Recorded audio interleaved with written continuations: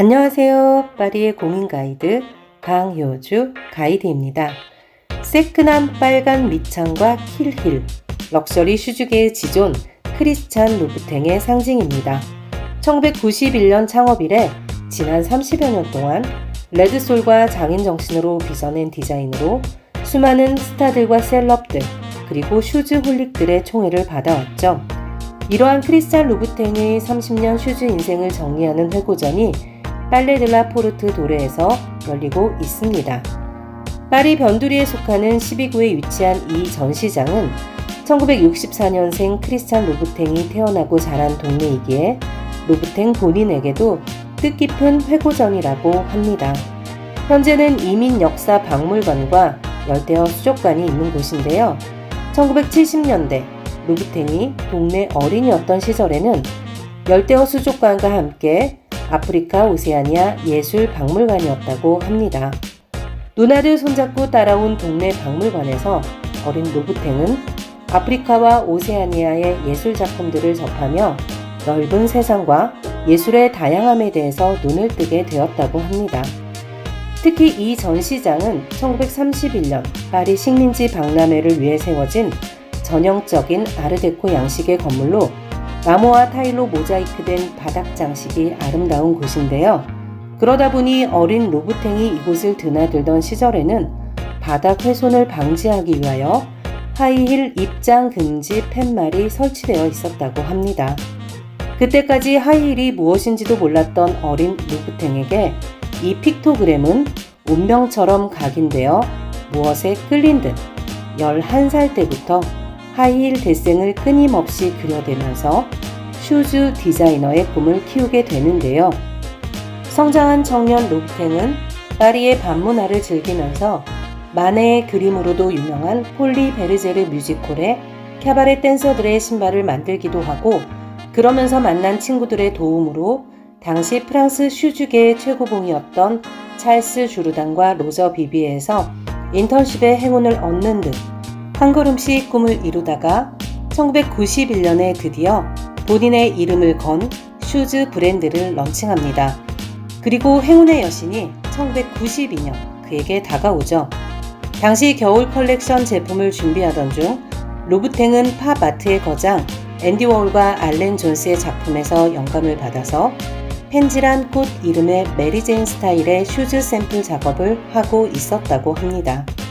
만들어진 펜지 샘플을 모델에게 착용하게 하고 이리저리 체크하던 중 특히 걸을 때 뒷모습에서 아무리 봐도 이 디자인이 팝 아트적이기엔 2% 부족한 것 같아서 개선점을 고민하고 있었는데, 때마침 그의 어시스트가 사무실 한켠에서 빨간색 매니큐어를 바르는 걸 발견하고 그 매니큐어를 슈즈 바닥에 칠했더니 걸을 때 뒷모습마저도 팝 아트적인 느낌으로 살아났다고 합니다.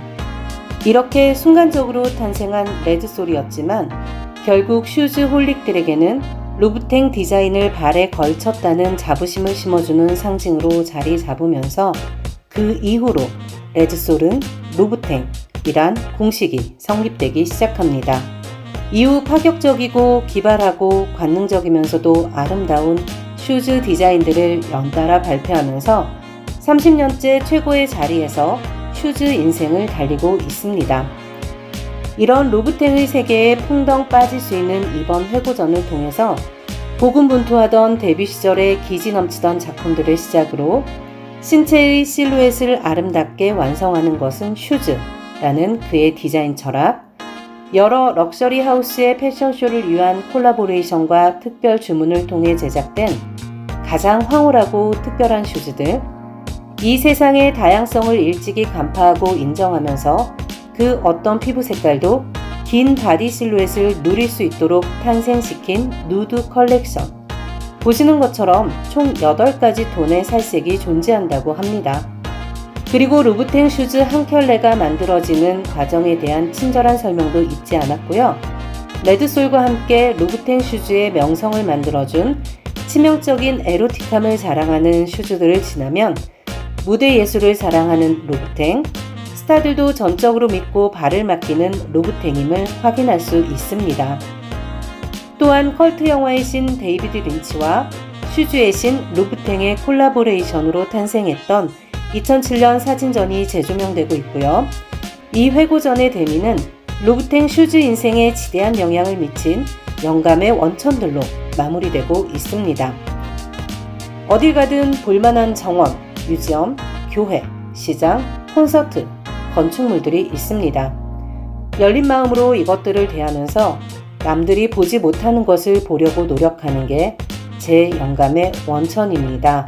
라고 루브탱 스스로 이야기했듯이 그는 동시대를 살아가는 우리들과 똑같은 대상들과 현상들을 접하면서 그만의 감각으로 해석하여 슈즈 디자인에 녹여내는 탁월한 능력의 소유자임을 알 수 있습니다.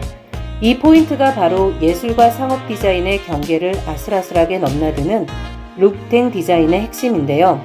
정작 루브탱 본인은 장인 정신을 사랑하는 상업 디자이너라는 겸손함을 보이고 있죠.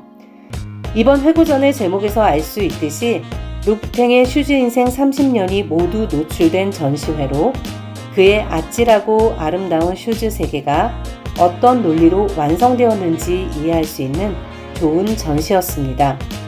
이상으로 요즘 파리에서 놓치면 아쉬운 크리스찬 루브탱의 회고전을 소개해 드렸는데요.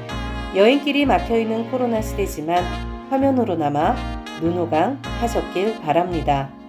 다음에도 더 좋은 영상으로 다시 찾아뵙겠습니다. 더위와 건강 조심하세요.